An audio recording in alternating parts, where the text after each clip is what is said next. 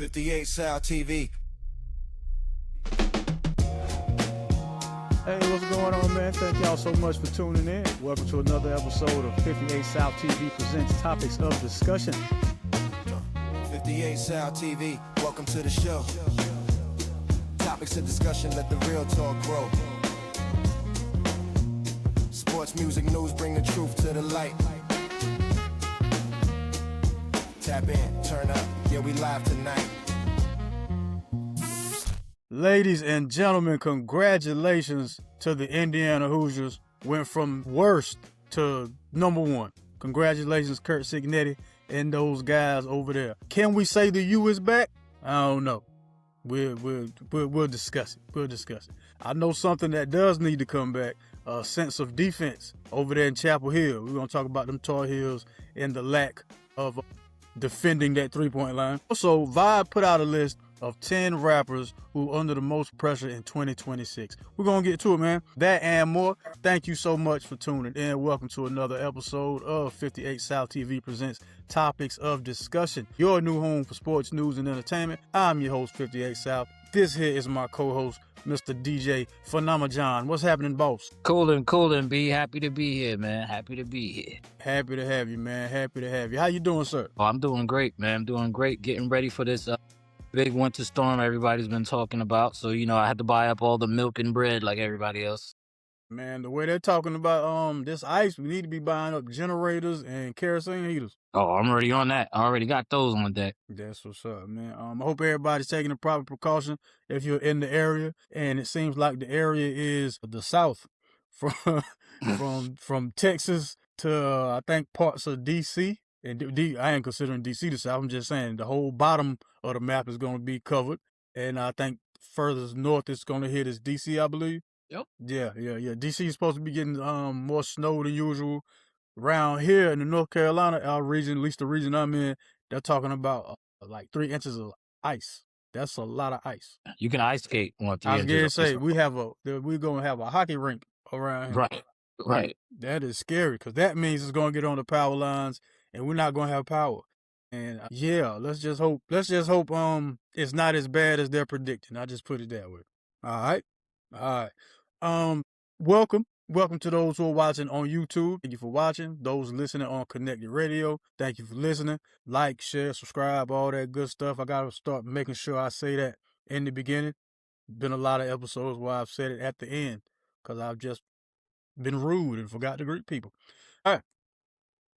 Where would you like to start today, sir? We have so much going on, man. Matter of fact, let's just start at the beginning, man. How about that? We're going to start at the beginning. Where's my trusty boxing bell? Phenomenon, the Indiana Hoosiers pulled off, I want to say, one of the most, we can call it improbable turnarounds in recent history, at least from what I, can remember being the most improbable turnaround. Going from one of the worst teams ever, when I say worst teams ever, the Indiana Hoosiers used to be a team you put on your list for homecoming. Let's play them, you know what I'm saying? To make sure the alumni and everybody enjoys themselves at this homecoming. Not anymore. Curt Cignetti came in there, him and his group of older gentlemen, his 22 and up squad, and they came away with the national championship, man. So congratulations to them. Does this make Curt Cignetti the best coach in college football? I would say definitely the smartest coach. And if you're the smartest coach, you got to be the best coach if you're winning with your intelligence. So I have to say, by stats and by results, he is the best coach in college football. He literally turned a historically basketball state, not even just school, a historically basketball whole state into a college football state. That's what it is. Indiana is officially a college football state, and they're gonna have to do a whole lot to change that from now on. So I know in the professional ranks, it's a whole lot of monkey see, monkey do, meaning whatever one team is having success with, everybody will try to do that, right? Case in point, when the Golden State Warriors figured out if we get some really good shooters on the team and just shoot a bunch of three-pointers, we'll start beating people. So the whole NBA went out and start trying to recreate their Splash Brothers. Of course, it's definitely not always going to work out like that. We see the results. So do you think now it's going to be way more focused on the more older, seasoned, experienced player going to these power conferences instead of the more traditional recruiting as far as like getting the 5-star high school cat? Because Indiana only had like 7 star players. When I say star players, meaning like 3, 4, 5-star guys. Only had like 7, from what I understand. Everybody else had double digits. Do you think that'll be a trend, or I'm reaching? I think it'll be. I don't think it'll be as big of a trend, but I do think a lot of teams would be foolish to not take a look at that. Like, even I don't know if you're allowed to do it, but getting guys who played in the Canadian League and get them. They've been out there 1 year. They might still be eligible to come back to college or something like that. I don't know how that works, but stuff like that, little. That's and it's funny you say that, and because I was thinking about something like that too, because with the NBA G League guys, 2 of them are playing college basketball right now. So I don't see why that could be out of the realm of possibility for the college football if they haven't signed the NFL contract. Because I mean that's the situation with the NBA. They play G League. They play G League. They ain't signed the NBA contract.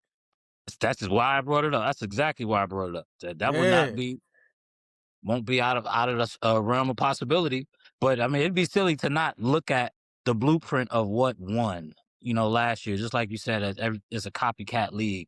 At least to just look at it to see if it could work for your team at all. I don't know if it'll be a trend per se, because you still have to have a lot of great players. But football, it is such a physically dominating sport, and if you're already that physically developed as a man, it does give you some sort of advantage. So I could definitely see teams looking at it, but I don't think it's quite enough because he is a great coach. Still had to coach them guys. They still had to play well. They still had to catch those balls, not those other guys. Like this, they had to do their job regardless of them being 24 and up. So I think it'll be tough.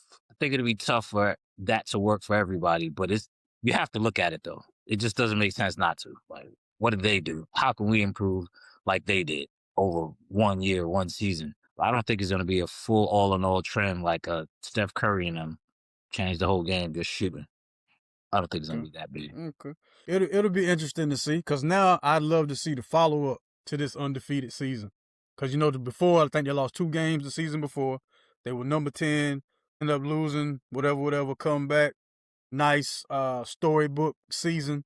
Can't wait, probably 10 years from now, there'll be a movie about this, or 30 for 30, you know what I mean? So, yeah, then there's that. And how about no SEC team in the national championship? How about that? How long you think that'll last? Just this year. Well, I don't know, and the reason I'm gonna say I don't know, man, is because they kind of they knock each other off in the playoff format. So That's a fact. they knock each other off.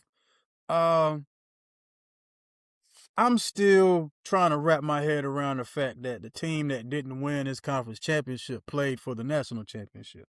I still find that to be odd. I don't know how. I hope they find a way to rectify that, because that seemed disingenuous to me, man. Like, if you can't even win your league, how you get to play for the national championship? I'm just saying. It happens in March Madness all the time. Bigger pool, though. 64 squads. Yeah, bigger pool for sure. More games. You got a bigger sample size to work with in college basketball. Your losses don't mean as much if you have them early. Like, it's a whole bunch of different variables with basketball, though. Yeah, but I think if you are in a power conference, like it's called, it does make sense for a team that's in the power conference that didn't win is probably national championship worthy. If you lost in the SEC or the Big Ten or the ACC, you should be good enough in those conferences, if you don't win it all, to be at least good enough to make it. Like, you have that talent. You have the potential with that talent in those conferences. But you're right. Like, if you lose in Conference USA, then you didn't win Conference USA. And you don't even get a shot. You don't even get looked at. Yeah. So it's all about that competition level. Right. Yeah, that too. Or in this case, they should have made Duke and Miami play one game to see who goes to the playoffs. That's not a bad idea, to be honest. Like, I'm cool with that. Yeah, so then, you can really find out who the better team is, you know what I mean? Because 7-5 team won your conference championship, man. But, Miami plays, they put up a great fight. Is the U back, in your opinion? Is the U back? I think it's going to take more than one season. Even though they had a decent year last year before this one, it was okay, but it's still not like this year. I think they need at least one more year like this, and then I'll say they back. Personally, I'll say they back. But you've been a long time U fan, so you know the patterns. Like, you know these boys for real. Like, you really know them. Like, I gotta say this. Again. I don't rock with the U anymore. I let that go. I only rock with my North Carolina Agricultural and Technical State University Aggies, alma mater. I rocks with those guys, and everybody else, I just watch the games. But as far as Miami being back, no, you're not back. You didn't win the championship. You didn't even win your conference championship. You're not back. You're not back. You've had great seasons before, as far as 9 and 10 win seasons. You've had those before. Not back till you win something. What trophy do you have to hold up? Did you get one for being the runner up? Nope. Yeah, you're not back. But isn't each round of the college playoffs like considered a bowl game? Yeah. So they got those trophies. They be winning some bowls. They won a few bowls to get there. You know what I'm saying? Don't sleep. I mean, if that was the end all be all like it used to be, where you just play one bowl game and then your season's over, I can see that. But yeah, they're not back. They're improving, but they're not back. Because think about it this way: Carson Beck is done, and then they got the whole he didn't take classes for 2 years story. I saw on my feed, so I'm like, yo, somebody couldn't wait. Somebody couldn't wait to get at you, homeboy. They were just waiting to see if you were gonna win or not. So now you gotta figure out who your quarterback's gonna be for next season. Get that right. Your defense is dismantled. So you know Bain and those cats are going to the NFL. That's a fact. So now you gotta prove to me that now the program, if the program is really back, then you're gonna be able to cycle in some new guys and repeat this same success and go to that next level. Yep, that's how it works. Yeah, but I don't see that happening. So what about Indiana though? What about him? Think it's a one and done thing for them? Nah, man, Signetti got him a program. That's how I feel. That's exactly how I feel. And because this the thing though, man. Indiana has historically sucked, but they've always had bread behind them. Mark Cuban is is alumni. Yeah, him alone, you good. Your NIL money's there. You ain't got to worry about the NIL bread. Like Indiana can pick and choose the type of player they want. We just showed you we can win with what do I want to call them? Blue collar with the straight blue collar cats. No blue chip recruits, just blue collar. Was that James Madison, my G? The same James Madison who was in the college football playoff this season. Those guys came over with Kirk and won the whole thing. And once again, it's their coaching. They have a culture there. Culture transfers over from season, especially in college. Culture is what transfers over every year because the players change, but the culture isn't supposed to. I'm with you. I think they're going to be around for a minute. They in a tough conference, though. I still think the Big Ten is a pretty tough conference. Michigan, Ohio State, Oregon.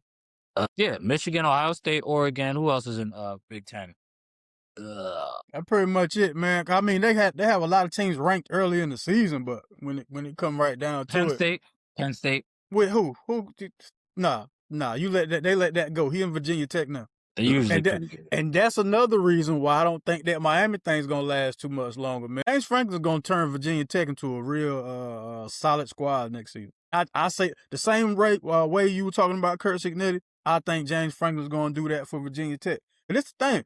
James Franklin, great seasons, he just couldn't win that thing for Penn State. VTech just want to get back to respectable prominence. They have that. And plus, you're in a great conference. You're in a great conference for it, man. It's up and down. The last time they had a back-to-back champion was like Clemson, and we all see where that's going. Right. So yeah. Since we're on college, we might as well transition to some ACC basketball. And this is for DJ Demand. Demand. What's up, partner? Thank you for watching, listening, always supporting. Appreciate you. Me and Juice always get on here talking about Juice always talk about getting rid of Hubert Davis. I always say the Tar Heels are never going to be great until they have a dynamic guard or at least some decent guards. I feel like they waste the NIL money on your man Evans, Kai Evans, Keon, Kai. I just call him the old buddy, cause old buddy, so far is a waste of bread, right? But the man was hollering at us. He was like, "Look, all that stuff y'all talking about, whatever. Look at the defense." And because he said that, I did have to look at the defense, right? In ACC play, their defensive efficiency is 17th in the ACC. Opponent field goal percentage, they're 16th in the ACC. They don't force turnovers. Field goal percentage, I already said 16th. That 3-point percentage, opponents are shooting almost 45% from behind the line. That's like there's nobody there. If I was shooting 3-pointers by myself, I would still have less than 45%. I mean, it'd be up there because I can shoot, but still, like, if nobody's in front of me, I will shoot like something like that. Like, there's nobody there. And this the thing, the opponents are averaging somewhere around like 14 made 3-pointers a game. Oh, golly. That's different. Nah, that's 14 guaranteed 3-pointers. That is a fireable offense. But just the thing, who you gonna fire? Because Hubert ain't the one playing. So who you gonna fire? Hey man, you gotta fire the coach, man. I'm with Juice on this one, man. You gotta let old buddy go because they already paid them kids, man. Them kids is already there, man. Like, you can't fire the kids. That's one of my brick or switch questions for you. You'll see. Can't fire them kids. F them kids. F the kids on. F the kids on. Look here. If we're gonna pay you like professional athletes, you're gonna get that same professional athlete treatment. Man, I gotta agree with you on that one. Horses can't run, they turn them into glue. Anyway, let's go on here. Hey, I'm just saying. Nah, you're not wrong though. You're not wrong. I have to agree with that. Speaking of horses, the Denver Broncos minus Bo Nix versus the New England Patriots. Winner goes to the Super Bowl. The Denver Broncos are starting. His name sounds like my man from Transporter, Stidham, but his name is Stidham, not Statham. God. Jared Stidham is starting at quarterback. If Jared Stidham takes this Broncos team to the Super Bowl, we can crown Sean Payton as one of the best coaches ever in the history of NFL football. Because I don't see it. Convince me. Give me the world in which the Broncos beat the Patriots and go to the Super Bowl. What game plan has to happen for that to go down? Defense and running. So just like the 2015 Super Bowl when they beat my Panthers with that, whatever that was left of Peyton Manning, but they had a great defense. That's what's going to get them there. Yep. Okay. And they ran the ball. You run the ball, you play defense, you got a chance. Like, make him a game manager, have him throwing screens, little quick outs. Like, just make sure that you don't have to put the game in the mechanic's hand. You know, that was a little Statham reference right there. Stidham. Just don't put the game in Stidham's hands is the way they're gonna win. That's the only way to do it. And Sean Payton is an offensive genius. So they always got a shot with that coach. Did you know, like, I think they treated Sean Payton like a player when they picked him up, like got a draft pick for him, if I'm not mistaken. Like, they had to give up a draft pick to get Sean Payton. Like, you don't do stuff like that unless the dude's a brilliant mind. And they always got a chance with that. And I'm definitely rooting for them to win. You rooting for the Broncos? Rooting for the Broncos. Oh man. It's a great underdog story. If they won, I wouldn't be too mad at it if they won. I'd have to see the line on this game. Hold on. Matter of fact, yeah, while I'm talking, I'm going to try to pull it. I would like to know how Vegas is looking on this. As far as who I'm rooting for or who I'm picking Drake May. For one, he's a North Carolinian. For two, that defense over there in New England, watching what they did to C.J. Stroud, and a lot of that was C.J. Stroud just having the football version of the yips. Because come on, man. Ain't no way, boss. Ain't no way. But yeah, I take Drake May with that defense, and I'm picking Drake May.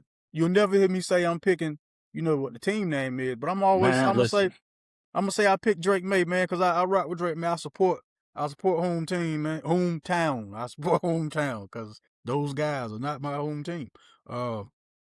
What's the line? Come on.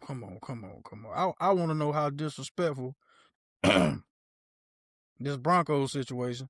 The New England -5.5. Ain't That too is bad. not high. That's not Yeah, exactly. they don't really think that the Patriots are gonna win for real. They think Sean Payton might pull something out. Huh. They playing in Mile High too, so it might be a little ref centric Right.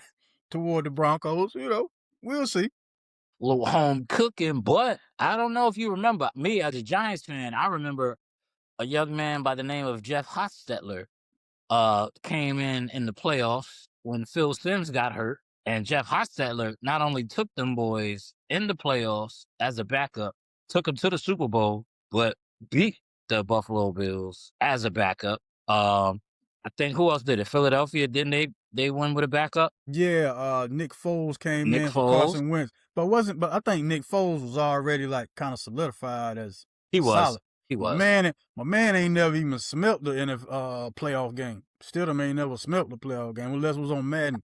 But he get a check like everybody else out there for a reason. Because they need 53 people on the roster. That's They're gonna the pick reason. a guy who could play that position if the main guy gets hurt. That's all. That's his job. Tommy Play with the main DeVito. guy. Tommy DeVito was an NFL quarterback. First of all, I rock with Tommy DeVito. There will be no DeVito slander in my presence. Not in my presence. Or juice. Me or juice. Get back. Yeah, turn around then. Turn around then, man. He is. I seen him on the Progressive commercial. He's a substitute for the lady's kid when they take a picture. They sub Tommy DeVito in. He's doing commercials now. Like Teddy Bridgewater doing the backup. Yeah, he's a He said, "You're not a mechanic. You're not here to fix people." Yeah. It's like that. Bridgewater wild. So you got the Broncos. I got the Broncos. B. I got Sean Drake. Payton, though. I got Sean Payton though, for real. That's what I got. I got Sean Payton. I got Drake May. All right, cool, no problem. Then we got the Rams going to the Seahawks. This is really an offense versus defense situation here. LA, one of the best offenses in the league, and Legion of Boom 2.0 over there at Seattle. Who wins this game and why? Ooh, man. I'm going with the Chargers because they got the experience as far as like the coaching staff. Once again, been there before. Rams. Oh, well, I said, LA.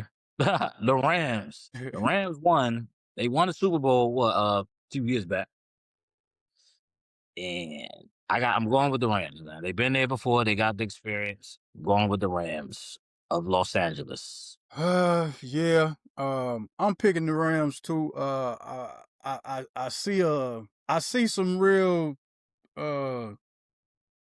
old New York Giants-esque type playoff run. But with much better regular season. Just the fact that I think they can win on the road anywhere. I'm not just saying that because they beat us first on the road. I'm saying that because you got Puka Nacua on one side. You got Devontae Adams on the other. You got Matthew Stafford back there directing everything. And on the other side of the ball, you have a guy who people are just hoping doesn't turn into his old self. And I think his old self shows up this game. Sam Darnold. I think Sam Darnold turns into the Sam Darnold that everybody outside of Seattle is waiting on him to be. That turnover-prone guy making mistakes when it counts. Kind of like a Kirk Cousins, if you ask me. I think Sam Darnold and Kirk Cousins are from the same football tree. Yeah, I don't disagree with that as far as Sam Darnold goes. Once again, them guys, man, they get hot sometimes, man. And you be like, where was that at this whole year? But I'm still with the Rams. I got the Rams, man. I got them Rams. Yeah, man. Plus, it's another coaching situation. It's another coaching situation, man. Yeah. He's been there before. They've been there. Yep. I think experience wins that one, man. And speaking of experience, congratulations to you, Juice, and whatever section of New York roots for the Giants and not the Jets. Great offseason addition by scooping up John Harbaugh. I know it's a lot of teams who kind of feel stupid. Like, man, we should have just waited.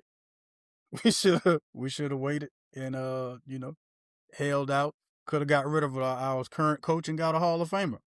Right. At first, I was upset at Baltimore when they did that. I remember initially, I was like, oh, what are they smoking? Why would they get rid of this dude? They're crazy. And then once I realized he was on the market, I was like, wait a minute. We need a coach. Thank you, Baltimore. I thought about that.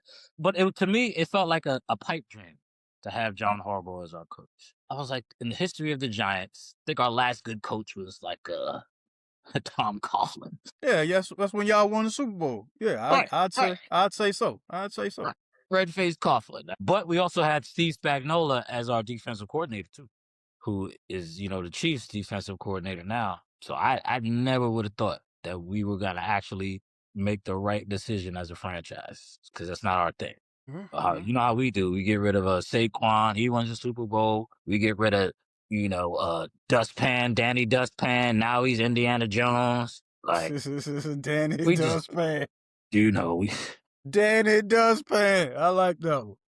That's what I used to call him for us. But now he's a star. Like he could have been. He was up there for a quick second as an MVP candidate for a quick second this season. Yeah, before the injury, I think the Colts would have had a better run toward the end of the season had he not gotten hurt. Man, maybe shoulda, coulda, woulda, but he did get injured. Speedy recovery to Dustpan Danny. Yeah. What are the expectations? Realistically, what are the expectations for you guys with Harbaugh now? For next season. We lost 7 games, might even been 8, but I know we definitely lost at least 7 games this season where we were actually winning in the fourth quarter. It's crazy. That's crazy. To have that many games where we had the chance to win, which means easily our season could have been a whole nother way, easily. And that comes down to coaching in my book. I think we have some good pieces. I'm not sold on Scatterbull. I think he's too slow and too small. But I do like Jackson Dart. I like our defense. I like our wide receiving core. I do think we need to shore up our offensive line. And I think we should get a star or potential Hall of Fame wide receiver, which I think the Giants haven't had in a very, very, very long time. Like, to me, I think our last great wide receiver, and I wish Juice was here to agree or disagree, is Victor Cruz. Like, in my opinion, I don't think we had a greater. Odell Beckham had a good year and a great catch. Like, but don't get it twisted. He was dropping everything. We need like a Hall of Fame wide receiver, shore up that offensive line, and then we could talk and make some noise. But the coaching was definitely a big part. If he has GM power as well, like if they don't give him, which I think they are giving him, like let him have some say in who we get. If he doesn't have GM power, I don't think we could be as effective with him. We gotta let him pick our guys, because I think he picked Lamar. If I'm not mistaken. You don't feel like Neighbors is a decent number one option at wide receiver? No, he is. There needs to be another one. He needs to be a second option. Because he gets hurt. He gets hurt a lot, man. Like, he gets hurt. We need somebody that's gonna not be hurt. Neighbors and somebody is definitely be good for us. Good. We need a duo. With Neighbors. But I love Neighbors though. Don't get it twisted. And I love Dart. Like I like our team, man. I like our squad. I like our energy. I think we're gonna be, and I think it's silly to say that we're not gonna have a better season just off the coaching alone. Just from the stats that I told you about us being up and not winning those games that we should have won. There's no way we could have a worse season than we did this year. If we did, I'd be so surprised. Who do y'all move out of the way in the NFC East? Like, cause y'all were in last place this season, right? But who do y'all bump out of the way? Do y'all move up to second, possibly first, beating out the Eagles? Or do y'all just move ahead of the Commanders, or how does that work? The difference is this year is that we actually beat the Eagles and the Cowboys in the same season, that hasn't happened in almost 20 years, I don't think. But then didn't beat the the Commanders at all, which that also never happens. So I honestly could see us winning this division. next year for those reasons. We could You win the division. I know you said you think Scatterbo is too slow or whatever, but how you feel about his style of running though, man? Like he's one of those. So you already gonna be coming off an injury, but your style of running is that you seek out contact. How well will that fare with y'all game plan to have a better season if your running back is out here looking to mash helmets with people? I think it's not going to be good because they're also going to use Jackson Dart, but that's where the coaching comes in because they do their little run pass option with Jackson Dart. Well, but that was the past coaching staff, so I don't even know how Harbaugh. I would just blueprint off the Ravens how they used to play, very run heavy. We'll have to get another running back because the way Harbaugh is historically coached, they're going to run. Like Giants are going to run the ball, and that's how he runs. So he could get hurt again, but scared money don't make no money. So he's gonna have to play how he play. Him playing scared, he really get hurt.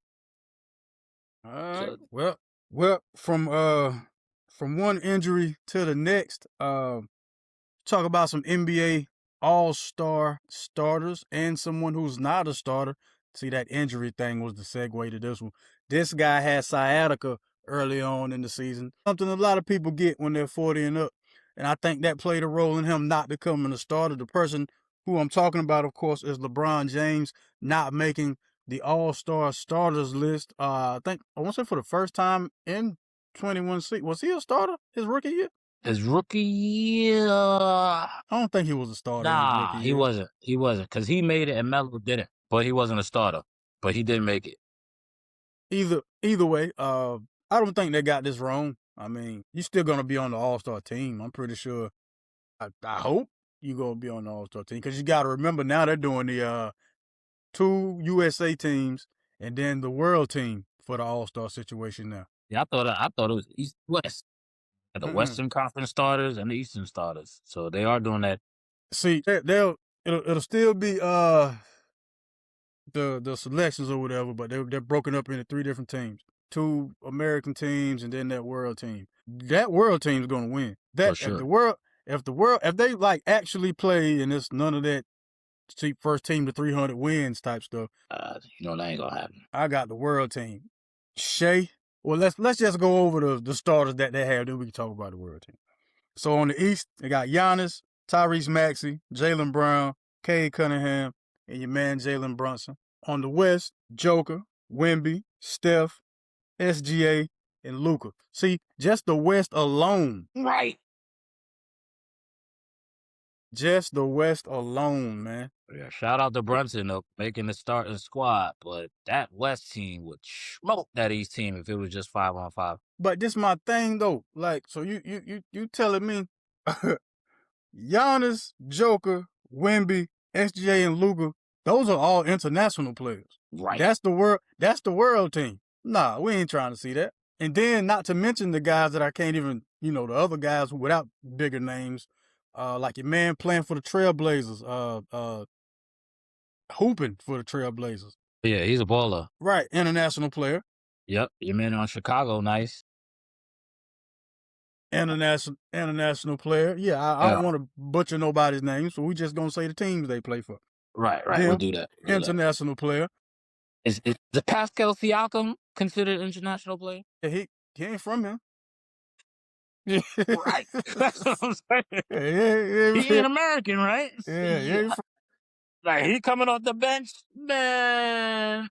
Yeah. You don't want no smoke with the international squad. Yeah, I'm eager to see what that whole squad gonna look like though. It's gonna be nuts. They're gonna be whack, man, because they're gonna be playing hard and like it's hard to watch the All-Star games now. And it used to be like Kobe and them didn't care. He didn't care if it was All-Star game. Jordan didn't care. Magic Johnson didn't care. Like they was balling. Like they couldn't wait to play with certain people. They couldn't wait to play against certain dudes in that setting, and you saw that. Whereas now everybody, it's an exhibition game. Yeah. Have you happened to come across the clip of Kevin Garnett speaking? Maybe you saw it on Instagram or Facebook. I did actually. The one where he was like this. He's like this. I'm gonna tell you where it kind of went the other way. He was like, it was the All-Star game where it was Kobe was guarding LeBron. Kobe slaps the floor, waiting for LeBron to engage, and he passed the ball up. He was like, that was it. He like, everybody know you supposed to come down, shoot it in his face, talk a little, then y'all go back and forth. That's how it's always been in the All-Star game. Yeah, man. He kind of indirectly was trying to say that LeBron James killed hip hop. But hey man, if that's not who you are, that's just not who you are. It's not who you are. It's not who you are. That's exactly it. You ain't got that Mamba mentality. And Shaq, he would talk junk to Dwight Howard. I remember one All-Star game. Dwight Howard was guarding Shaq at the key, and Shaq took the ball and started putting it through his legs. He's like, "What's up? What's up?" And went at him. Like, he was going at him, like with the handle, stuff that he can't do in a regular game, which is what the All-Star game is for. Stuff Right. you can't do in the real Right. game. You do it there, but still with that competition attitude, because I'm playing against the best, with the best. So I want to do my best, is what I thought. Now, like I said, it's just an exhibition game now. It's just hard to watch. But the slam dunk contest and the 3-point contest, to me, is like, and the skills challenge is more lit than the All-Star game now. That dunk contest is almost coming to the point to where it's like, man, what are you gonna do we haven't seen already? And that's where people mess up, because they're so. But I'm speaking about the people in the NBA. Like, it's people who just come up with dunks and post them on their Instagram. I know it's plenty for them to do. Right. Each NBA player might just need to go sponsor one of them guys to dunk for them. I think Or somebody said this a while. It might have been Kenny Smith or somebody. Somebody was like, maybe the NBA guys, because they seem to be afraid to want to get into it, the people that everybody want to see, just go sponsor one of the street dunkers and do it that way. And whoever wins, donate some money to charity and give half to the guy who wins or something of that nature. Because the dunk contest used to be the highlight of All-Star Weekend. Most memorable dunk contest to you, which one was it? Or excuse me, or you just give me moment rather than the whole thing. Which dunk contest moment do you remember? I might have to say, my most memorable moment was my man Nate Robb jumping over Dwight Howard. Word. The dude is 5'3". Nah, he's like 5'9". Yeah. Jumping over a whole 7-footer, to me, like, it just defied like physics. Just like, when Spud Webb did his thing, but I was kind of young, but I remember that. But I was old enough to really appreciate like Nate Robb jumping over Dwight. Like, that was insane to me. I remember going crazy in the crib when that happened. Not to mention who he played for at the time. But Yeah. I picked up on that. It's two for me. One, gotta go with the North Carolina Ties first.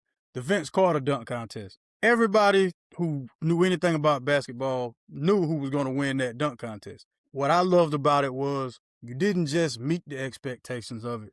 You exceeded expectations. The showmanship, your selection of dunks, when you decided to do what dunks, the dunks that you did. And a lot of people could say, Steve Francis might have got robbed. I don't think so. I think Steve Francis came into a 12-round fight already losing the first round without the fight even have started. That's what I think. I think Vince Carter's, it was your dunk contest to lose. Steve Francis put on a great show, but everybody was there to see Vince. And to this day, I literally could remember every single dunk he did and what order he did every single dunk in that dunk contest. I ain't going. When the man came out and the first dunk he did was the reverse windmill against the grain, this is over. I'm getting hyped just thinking about it. This is over. It's that one, and then the 96-97 one where Kobe pulls off the between the legs dunk. I remember that. I had that entire All-Star Weekend on videotape. Wow. That was the 50th anniversary of the NBA. I say 96. You was like what, 10? 96. I was born in 85. I was 11. Yeah, I was close. Yeah. Because that was the Allen Iverson year. That's the rookie game where Marcus Camby at half court, well, almost half court, throws Allen Iverson in the alley. That, bro, when I tell you I had that whole All-Star Weekend on VHS, I'm not playing. My grandmother, I know she got tired of me playing it every Saturday night. It was exciting. Kerry Kittles, Steve Nash, Abdul Rahim. It was yeah, man. I still think that was the best draft class, to be quite honest with you, 96. Oh yes, 100%. I agree. Yeah, hands down, that draft class is responsible for this generation of basketball players. Yeah, Yeah, hands down. One of the yeah. greatest draft classes of all time for sure. I For think sure. I think the greatest. Yeah, I think the greatest. I mean, I'm up to a healthy back and forth about it. Just not today Right. on Not today, not today. That's why I didn't want to get into it. Yeah. Already, man. Let me hit the news transition so we can get into some of this entertainment news. Are you not entertained? Are you not entertained? Is this not why you are here? Cold World, Jermaine Cole, J. Cole, known to everybody else. The Fall Off will be released this year sometime. It has a single out called Disc 2, Track 2. There's also a video for it. It seems like he's doing the whole Nas Rewind concept. Not bad. Just looking forward to seeing what the rest of the project is going to sound like. Y'all check that out. Tell me what you think in the comment section after you listen to it. Clifford the King Harris, Kill the King is the last album that he's coming out with. That's what he's saying. Same way the Black Album was supposed to be the last album that Jay-Z came out with, and then you got about 32 more albums after that. So we'll see. But he has a single out called Let 'Em Know, produced by Pharrell. Fire. It sounds like old trap music too. Own it. Since you here, I have to tell you, man, Ever Since You Left Me by French Montana and Max B. Of that is it Narcos? Is it Narcos 3.5 mixtape? Is that the project that it's on? Yes, it is. Man, that is my joint right there. I was yeah. playing that back to back to back to back to back to back to back. Yeah. I went deaf on it. She tough. It's the sample. It's the sample that got me though. It's the sound like and the fact that they stayed true to who they are. They made some nice dance, upbeat dance joint. Yeah, you can't go wrong with that, man. Man, I wish that song was longer, man. That's why I have to play it back to back. It's too short. I love that song. Well, since we're talking about rappers, Vibe had made a list of the 10 rappers under the most pressure in 2026. Number 10 being Miss Nicki Minaj, or alt-right Nicki. Number 9, Roddy Ricch. Number 8, Ice Spice. Sure. Number 7, Kanye West. Number 6, Lil Baby. Number 5, Baby Keem, Kendrick Lamar's cousin, from the West Coast, in case, y'all not familiar with the name. Number 4, Young Thug. Number 3, J. Cole. Number 2, A$AP Rocky, who just put out an album, Don't Be Dumb. God, what is the name of the song? The song that everybody says he's talking about, Drake. And the number 1 artist under the most pressure in 2026, Drake. After seeing this list, do you agree? Or is this completely wrong? None of these people are under pressure. Exactly. There's that. There's that. If I was gonna say, then Nicki would definitely be number 1 for sure. She put a whole bullseye on her back for sure. For 2, Ice Spice to me has exceeded her level of talent already. So I mean, what pressure? Like, how she under pressure? Like, what do you expect her to do? Like, what's she supposed to do? She playing with house money? Exactly. She good. Okay. A$AP is winning in life. Like, he's good. Like, J. Cole's album was fire. Lil Baby, not sure why he's on that list either. Cause I mean, he's still coming out with a couple joints. I would just say Nicki is the main and the only person that I agree with on that list. Yeah, I think the title of the list is a little misleading. Like, I don't know about under the most pressure. Maybe the top 10, maybe the 10 rappers who need to have a strong year or something like that. And I believe that's what they're trying to say. Right. Yeah, but the way they put it makes for better clickbait. I mean, I clicked on it, and I think they got it right with number one though. I think it's Drake, because you just spent the whole last year getting your back kicked in. Think about this now, everybody. Let's think about this. From January, yeah, just the whole year. Because remember, the man. This is the first time I ever seen somebody perform a diss song at the Super Bowl. Then that same diss song that he performed at the Super Bowl ends up the next week, now, winning like 5 Grammys. A diss song is what won Grammys. Then go back to the Super Bowl. You got people who don't know nothing about nothing hip hop wise calling you a whole PDF in that stadium. The whole crowd sang A minor. Yeah, you better have a great year. Like, and let's not forget. After you lost the battle, you tried to sue about it. He felt like the machine was against him. Like he had an unfair disadvantage going on. They playing Kendrick on every radio station 100 million times. Like why the machine backing him so crazy? Why can't it be organic? You know, it's like they're force feeding the other side. It's almost like, it's a 10-on-1, which it always has been with Champagne Poppy. Like they all had to gang up on him anyway. Like he wasn't the one. Ain't nobody gang up on that, man. One man on that Super Bowl stage. One man was on that Super Bowl stage looking you dead in the camera. Say right. That man look you dead in the camera. Say right. And he helped all them guys out, man. He did a song with all of them that was banging. That wasn't 10 people, man. Biggie and Pac got freestyle together. I ain't trying to hear that.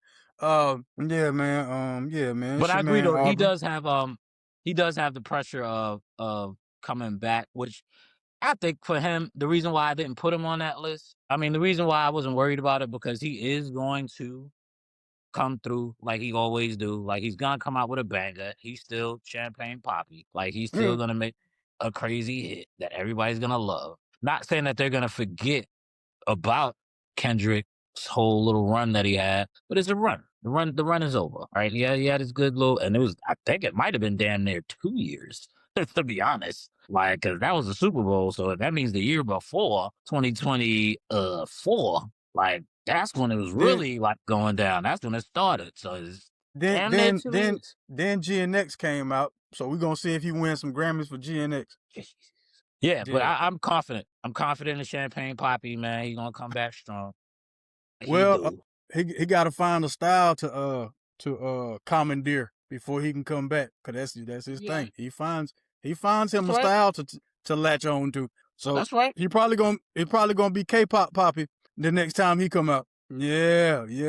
What you mean? That's the only thing we haven't heard him on any K-pop. He about to be Drake Demon Hunter. All right, well, that's cool. That's what he gonna do then too, man. Like he gonna come through for the people, cause he is still the leader of the new school. He gonna be all right. He ain't no leader of no new school, man. Drake like 40 something. He like 40 something. Drake. He's still in his 30s, B. He's still in his Drake mid 30s, but I really am confident though. He's gonna come out with bangers like he always do. Like he's gonna be all right. I'm not as confident with Nicki's situation though, as far as like the political climate. Like that is a big bullseye she put on herself. What she got going on is political. Is so many people like feel strongly about the person she supports compared to Drizzy and Kendrick is still just, the PDF thing is crazy. Like that part's crazy. But it was still like a back and forth between rappers where she went political, and to most people she went the wrong way. And that is to me, that's hard. That's very difficult to overcome. That's very difficult to overcome for her. So we'll see what happens with that. But I think she really is going to have a tough time. I'm confident Champagne Poppy's going to bounce back. I don't even think Nicki Minaj puts out any music this year. I don't think she puts out any music this year. I see Kanye West is number 7 on this list, man. But one thing about old Kanye West, man, when he drops, I ain't gonna say people forget about whatever the antic was that he did, but they make it seem like it's not so bad after the music drops. The first thing they'll always go to is the man lost his mama. and let the music play. You know what I mean? Yeah, it's like that one. Body, your body. Like my man. So the man redid the whole Backstreet Boys joint, and y'all, this is brand new to y'all. Now, mind you, fan of the song, Kanye West joint. Hey, fan of it. It's fire. Fan of it. Yeah, No, you it's know what I fire. mean? Yeah. But see, I wasn't never one of those folks who held them in like that regard. Like these are just entertainers. I don't know why people get. All right, we ain't gotta do all that. We ain't gotta go there. But yeah, just be entertained by the entertainers, and that's it. Just Separate just the do art that. from the artists. Right. Separate the Just art be from the artist. yeah, just be entertained by the entertainers, man.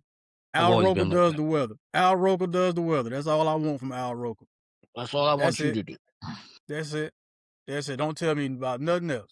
Don't give me any restaurant suggestions. None of that. Just Right. the weather. That's Right. it. I don't That's want all to I want, hear. Al. I don't want to hear Terry Crews rap anymore for 2026. Like on no commercials, whatever he be doing, progressive, whatever commercials. Terry Crews, I need you to act, do that little thing you be doing, and that's it. Like, don't rap no more, ever. Like, who told him that was a good idea? It's horrible. He said it's bad, man. I don't need you to rap ever again. You Man, I act. said Terry Crews. Man, it's so many people. If you want to talk about setting us back before we even get to a Terry Crews, I'm trying but to keep it light. yeah. Oh, it's cool. It's cool. Ain't no big deal, man. Ain't no big deal. We've come to the portion of the show toward the end, so you know what that means. It's time for a spirited round of brick or swish. You've been here before. You know how the game go. I get a topic from either sports, news, or entertainment. I present you with a this or that, yes or no type scenario. If you dig it, it is a swish. If you ain't rocking with it, it's a brick. Brick. This first one, we kind of talked about it already when we were talking about NCAA players. Brick or swish. If you underperform, you should be released from your NIL deal. That's tough because they still college students. So No. You are amateur. No, you are a paid professional at that point. You are getting the whole purpose. You are here. You ain't a college student. You are a hired mercenary. You are an athlete for hire now, homeboy. You're a contracted worker. that's true. All you do, Q, is spin records. That's all you That's do. all you do. That's all That's you do. all you do. You getting paid to do that. Yeah, you gotta go then. If you ain't performing, you got to go. These dudes is getting millions. So yeah, that's the old swish, man.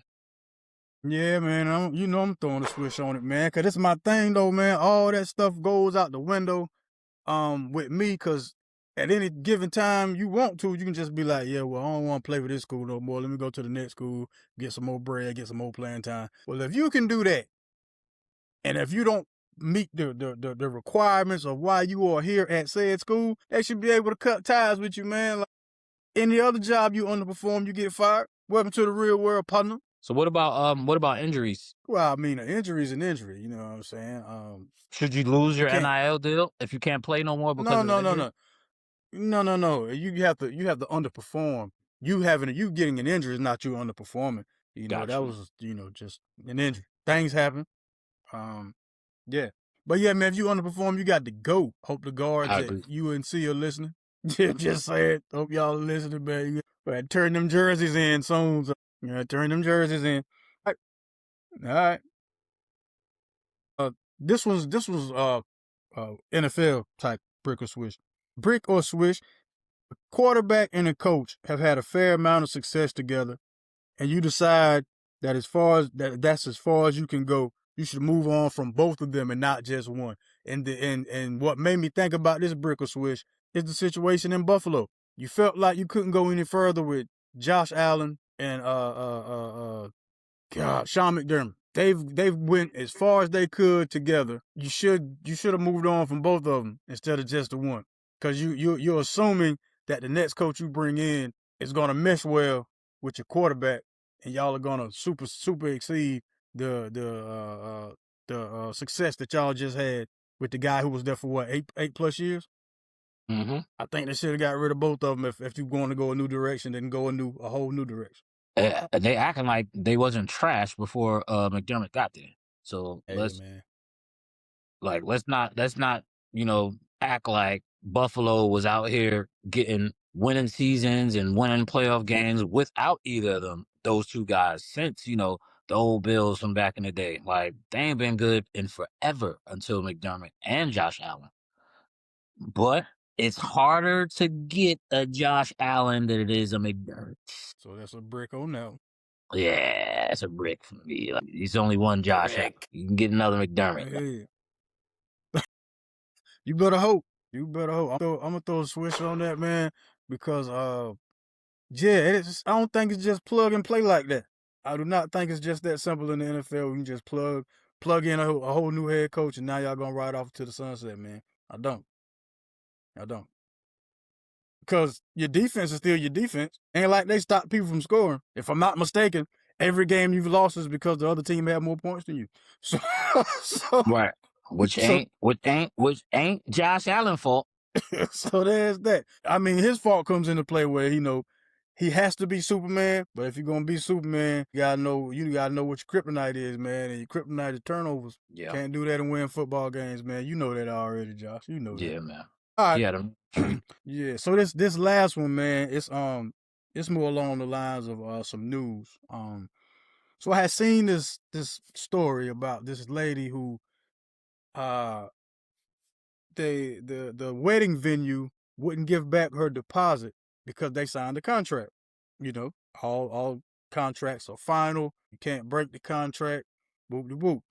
The thing about the story is the lady's fiance had passed away. So her thinking that she would get her money back because she was like, other vendors had refunded her money, that she also had signed contracts with them. Other vendors. The actual wedding venue had told her, I think it was like $7,600. They were like, well, maybe you can do like a memorial celebration type service on that day for him here, because you're not getting your money back. So, brick or swish, should a wedding venue give back a deposit due to death of the partner? Yeah, because now they look heartless and soulless, but I'm still gonna go with the they morally they should contractually, excuse me. Why are we signing contracts unless there's a clause in there? That's why we have clauses in the contract.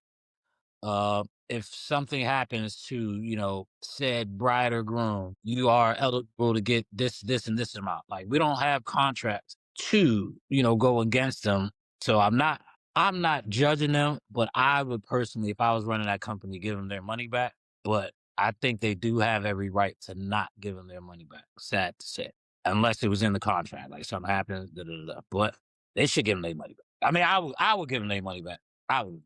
But I just want to make sure you still going with the Swish. All right, no, cool. I'm still going with the Swish. Just wanted to make sure. Whew.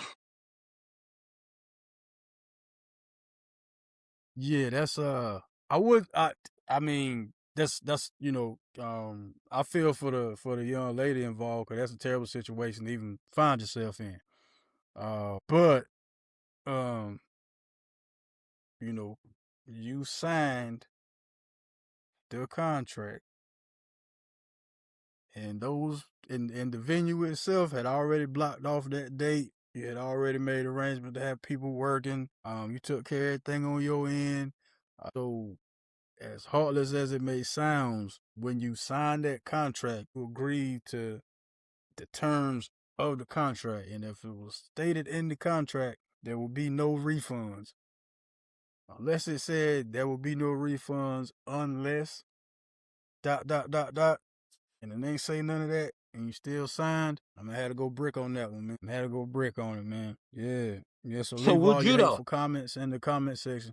What I do? Now, would you, if it was your business and you, same situation, but it's your choice, you, 58 South, gets to choose whether you want to give them their money or honor the contract, what would you do? Well, yeah, man, I'd get that lady her money back, man. Like, yeah, man, it'd be a no-brainer for me to get the bread back, but that's what I'm saying. I'm not the one that I'm not the one that owns the business of running that venue. You know what I mean? That's a whole nother thing. Listen, R.I.P. And, condolences to the family for sure, sincerely. A contract is a contract for a reason. Like, this is exactly why you signed I was contract. getting ready to say reasons like this is why people are locked into certain things. Like, so you sure you want to do this? So no matter what now, we need this bread from you, and you ain't getting it back. Yeah. You sure you want to sign? She signed, but 58 South TV would have gave you your bread back. You know what I mean? Would have gave you bread So a back. phenomenon, to be honest. It's like Chris Rock, man. Not saying that I would do it, but I understand. It is what it is. Man, since y'all have stayed this far, you might as well like, share, subscribe, tell some folks about it. Again, like I said, man, you can put your comments in the comment section about the venue. What would you have done? Would you give the lady her money back, or would you say business is business and continue to run your operation? You got people to take care of on your side too. Just saying, man. Phenomenon, any parting words for the nice viewers and listeners? Everybody that's in this region, y'all be prepared. Y'all go out there and get ready. Have all your ducks in a row for this storm that's coming. Anybody in this storm region, man, y'all be safe out there. Be careful. Yeah, for sure. As always, thank you so much for watching on YouTube. Thank you so much for listening on the Connected Radio app. This has been another presentation of 58 South TV presents Topics of Discussion, your new home for sports, news, and entertainment. I am your host, 58 South. That was my co-host, DJ Phenomenon. Oh, he ain't even on social media. I was going to say catch him on all things at Phenomenon, but no, that's a lie. He ain't on social media. I'm on the book now. You got, okay. Tell him your Facebook. What's your Facebook information? Facebook is just my government. It's Jonathan Holland on the Facebook. I got all my videos and all my DJ stuff is up just with my regular professional government name that's on the chat. Jonathan Holland on the Facebook. That's what's up, man. My link tree is in the description, man, for my Instagram, Facebook. I think I have a TikTok, man. I think I do. I didn't know that. Have I been on it? Yeah. I have one somewhere. Whenever y'all go outside, take God with you, man. Y'all remember, be kind. Please be careful, man. We'll see y'all next time. Peace. Cut the check. Cut it.